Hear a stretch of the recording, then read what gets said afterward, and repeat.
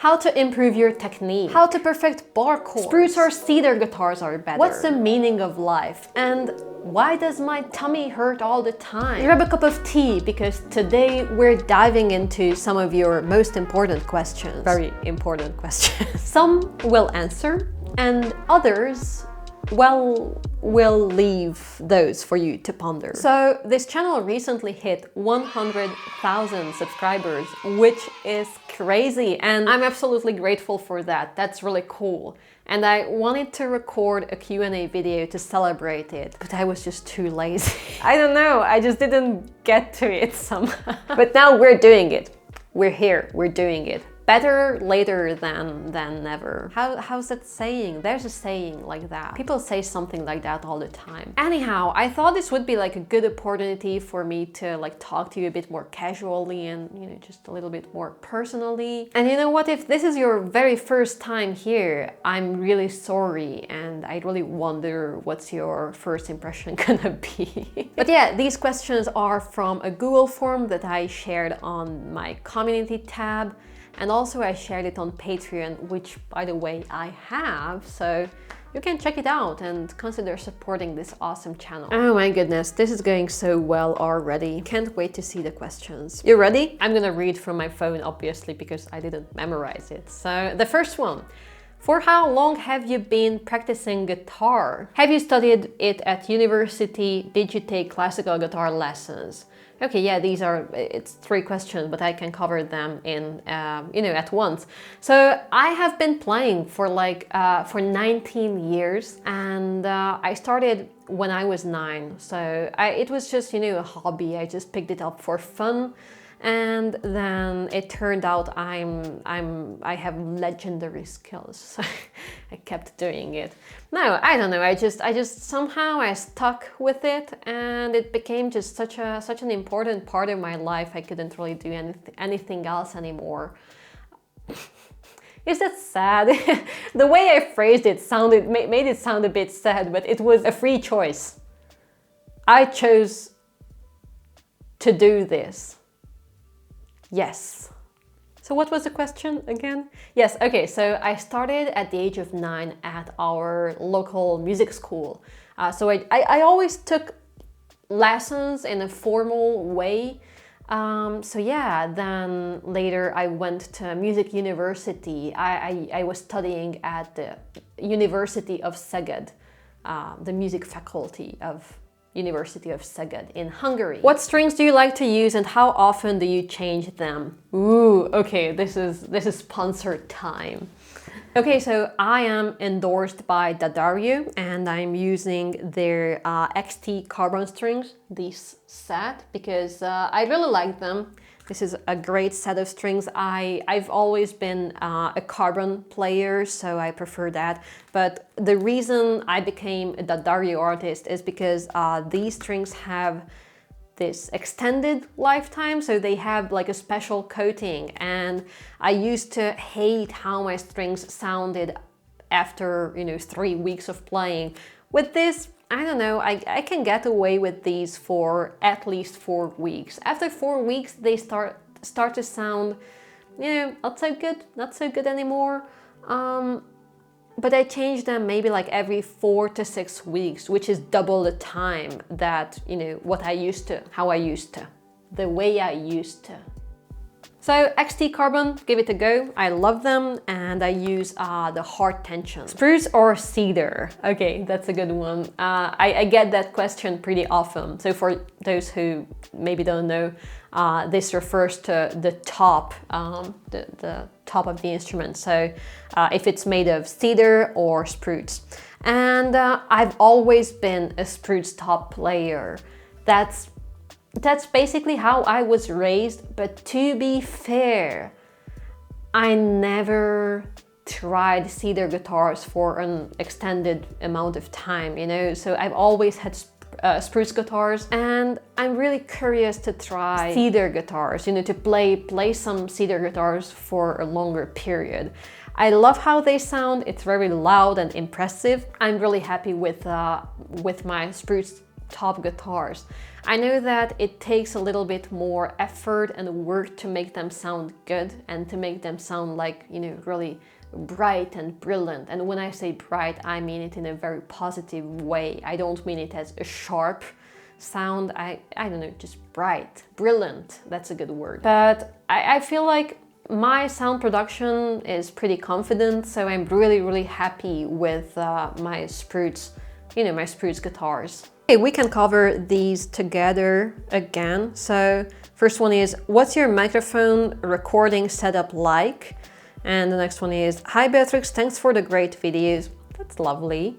Can you explain how do you do the sound for a recording when recording outside? How do you get rid of the outside noises like the wind blowing or cars driving past so that you have a clear recording?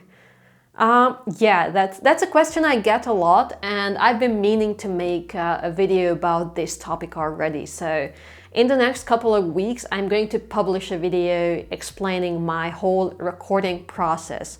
But just very briefly. Let me get my microphones. So I have these fancy briefcases and I'm using SE Electronics for recordings. I'm also, once again, endorsed by them. But first I started to use their products for years, and then they decided to support me to, you know, to improve the quality of my work, and it's been just, you know, super nice of them. So I record all my music in this room. This is where I record. It's not optimal. It's a little bit reverby, like, I don't know, it just doesn't sound great. It's not sound treated at all. It's a rental. So I'm also like living here. This is not a studio office or something, a studio room. But I'm using a technique called mid-side recording technique, where you need two microphones.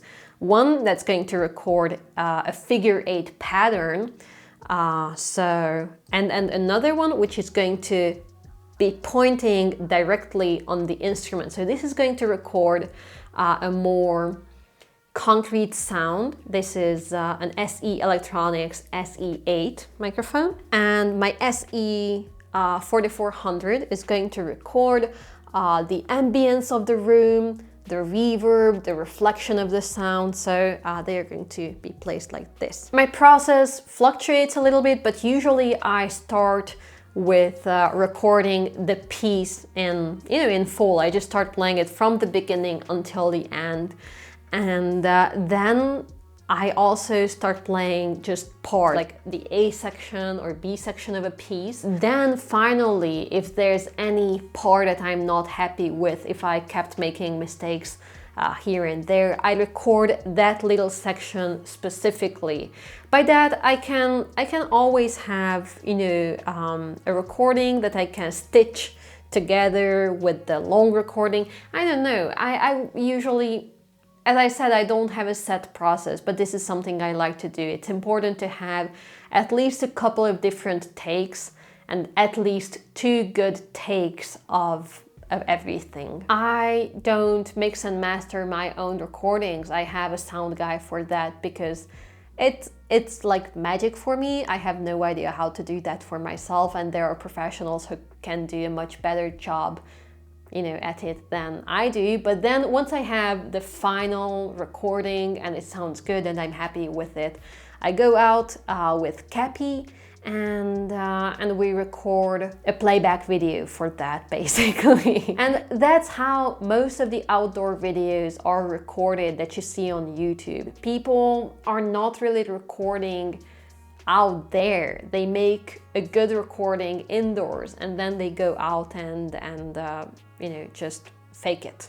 I already have a footage of me explaining this, so I will cut to that now. Okay, so once you have the music you want to use with all the edits and mixing, mastering and everything, you need to find a good spot for recording. And this is a nice scenery, so I kind of like it. We're going to record something here, and what we're going to use is this earbuds. And I just pick one It's going to go in my ear. We find a nice camera angle that hides my earbud, but you know, with a nice framing. And I just tap this little thing, it starts playing, and I try to synchronize my playing with it. So sometimes it takes a couple of attempts, and it's always good to record a couple of like safety tracks, for example, like B-rolls, like nature stuff, scenery, like leaves, building something, so that's a good way to hide your inaccuracy.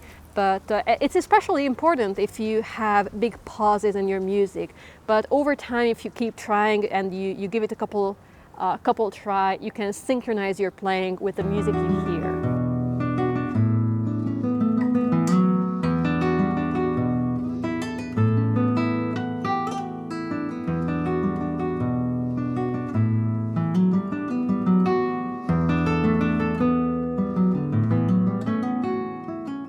And finally, when I start to sync the video I recorded with the audio I already have in a video editing software, to make it feel a little bit more authentic, I often add ambient sounds. So I use a library named Epidemic Sound, and they have all kinds of sounds like river, or crowd, or I don't know, tram sounds, or cheering people. I don't know, you can search for basically anything.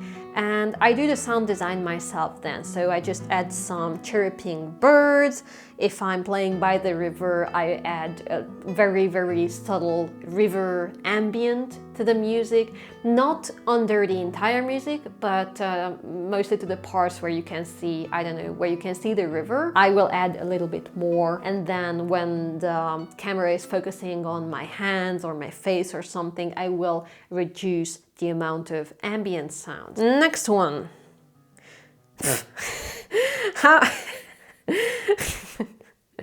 How much are you aware of, and how much do you use your attractive look and appearance in the way you make videos? Are you kidding me? Are you kidding me? Like, what am I doing? What am I doing wrong? I know my dress is really flirty. How about this? I go out, I make myself a nice cup of tea, and in the meantime, you guys enjoy a collage video. How does that sound? Okay, let's do that.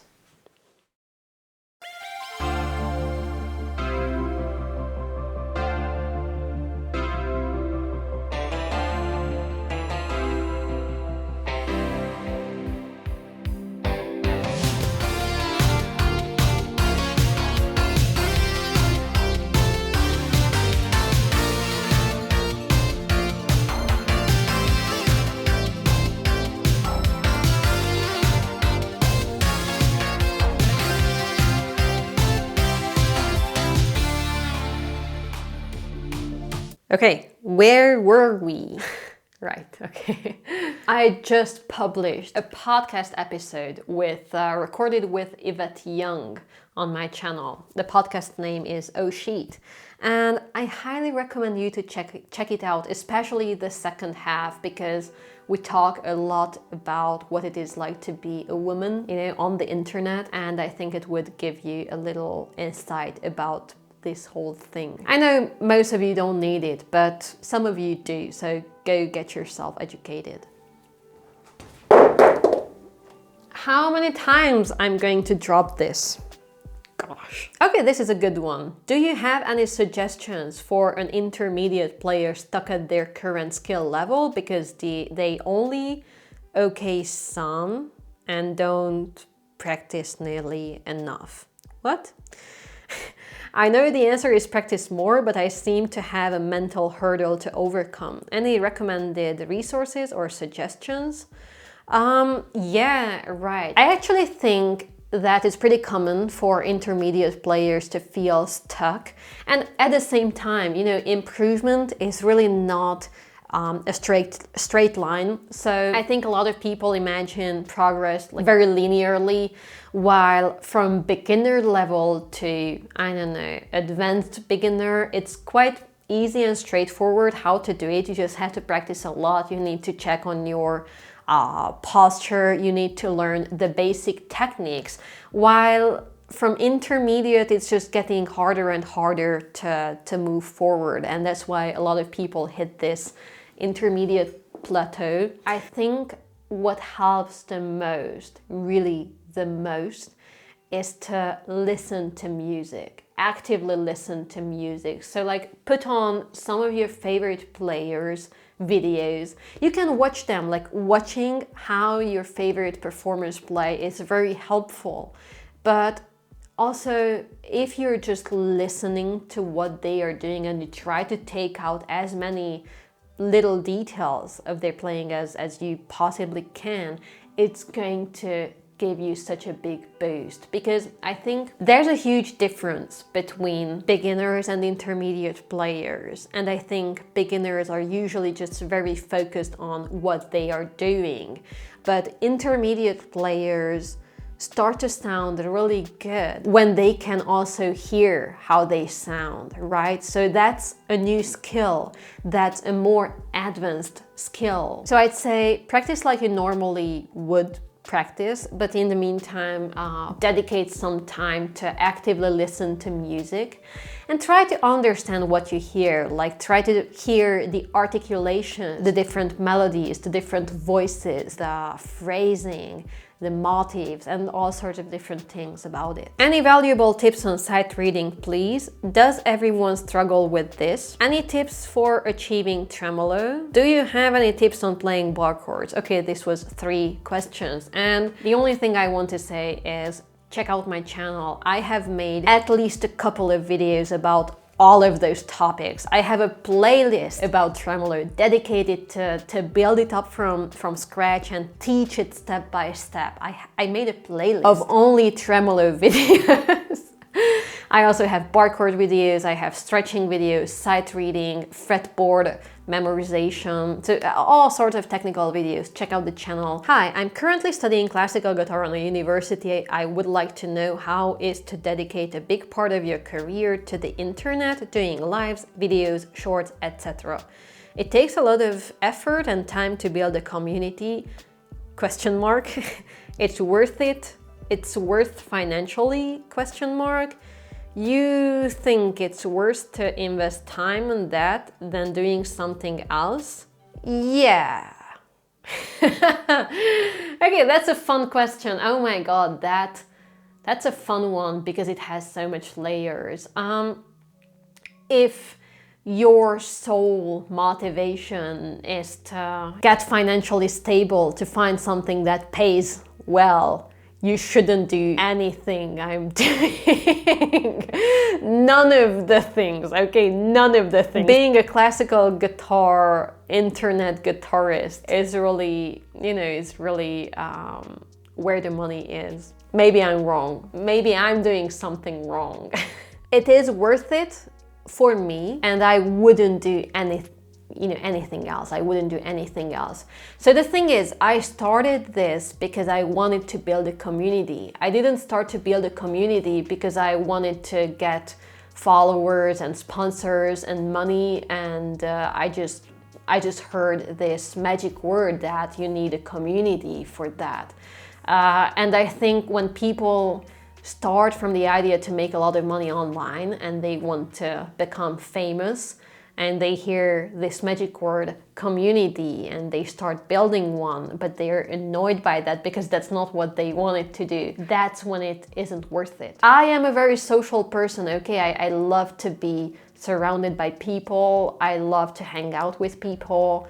I think I gain a lot of energy from talking to people, interacting with people, helping people. I don't know, that's my love language, to help people. Building a community is really something that suits me. I needed to set myself a very clear direction of what we're doing. I needed to figure out what are the values I want to deliver, what kind of content I want to make, and what kind of an impact I want to have on people's life. I clearly found a good spot for myself in the educational niche. So therefore, I think what I'm offering and what I'm getting for it is, you know, a good value exchange. And yes, because people start to enjoy my educational materials, they become more open to my art. And these people are going to be the buyer of not only my educational materials, but also my music, you know, my vinyl, which you can still buy, my album, I don't know, my artworks. And that's great. But first, I'm just trying to, you know what, I'm bullshitting here. I have no idea. I don't know. I was bullshitting here. I really don't know. I don't know, guys. I'm just happy to be here, and I'm just trying my best to make myself feel useful and helpful and to feel worthy of all the love and support and attention I get. That's all I'm doing. Because I get a lot of love, I get a lot of support and encouragement, and it pushes me every day to make myself feel worthy of all that. You know, you get what I mean? So yeah, I wouldn't do anything else. I love this. Let's assume if streaming wasn't something you would have done, what would you do then? Good question. Streaming really started my whole online career during the pandemic, so I'd probably be teaching at a music school and I would feel miserable because I would be really underpaid, overworked, overstressed, underappreciated, and all sort of things. I didn't enjoy teaching at a music school. I tried it and I really tried to love it. It's just not working for me. I love the freedom I have. I've always been thinking on different projects. I was applying to scholarships. I was writing different studies and papers. I organized trips for my guitar quartet to Italy. And I always made myself busy with something, some special project, you know. I assume if I didn't start streaming, eventually I would have found myself on YouTube one way or another. Streaming just gave me a big boost, a really, really big boost. Probably I would be making some videos, maybe I would teach, maybe I would do YouTube part-time. But what I know for sure is that without streaming, I would be the same snobbish person as I used to be. I used to be snobby and I used to be cynical and I used to think about audiences differently, but streaming gave me a whole new level of understanding and connection, and I'm just really grateful for that. So I think streaming has made me a better person. So without it, maybe I would still make videos, but I would be a different person. And I think streaming helped me to become someone I'm proud of, I'm proud to be. Okay, last one. What is your favorite hobby? You know, that's funny. I love doing a lot of things, but I really love painting. I don't think I'm any good at it, but I'm looking for my style, and I discover so much about music through painting and, you know, the other way around. And I love how these two mediums seemingly have nothing in common, but at the same time they just, I don't know, they complement each other all the time. And I love that. I enjoy that a lot. I love ginger tea in the winter. So yeah, drawing and painting is something I really, really love, really enjoy.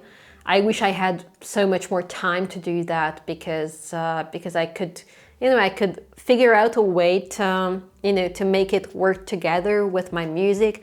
And I hope as I am improving as a composer, I can find ways to make them, you know, work together. You can actually find some art prints from me in my shop. If you scroll down, you should see the products listed under this video, but it's available in my shop, some art prints I have made. Yeah, check them out. If you like my artwork, consider buying something. I love hiking and biking. So I went on a bikepacking trip this summer that has been great, and I'm going to keep doing that. I'm really not a sporty person. I'm pretty lazy actually, but I do enjoy the type of sports which include some childishness, you know, some silliness, some childishness. So for example, you can easily trick me into climbing up a tree, but you can't really motivate me to go to the gym 3 times a week. And finally, I just bought a Steam Deck for myself, and I can't wait for it to arrive. It's going to be really cool. I will play Stardew Valley all the time, and Binding of Isaac and all sorts of things. So I can't wait. I can't wait to play some games. Okay, I hope you liked this little special video, and if you're still here, well, thank you. I have no idea why you're still here, but thank you. I appreciate your patience. And yeah, once again, thank you so much for being a subscriber. Thank you so much for following what I'm doing and supporting my journey. It's great, it's really nice of you. If you would like to give me some extra special support, you can find a link to my Patreon page in the description. I hope you got a chance to get to know me a little bit more, because I'm going to keep making lots of videos in the future, so you will see me a lot, and this is a threat. All right, see you next time, bye.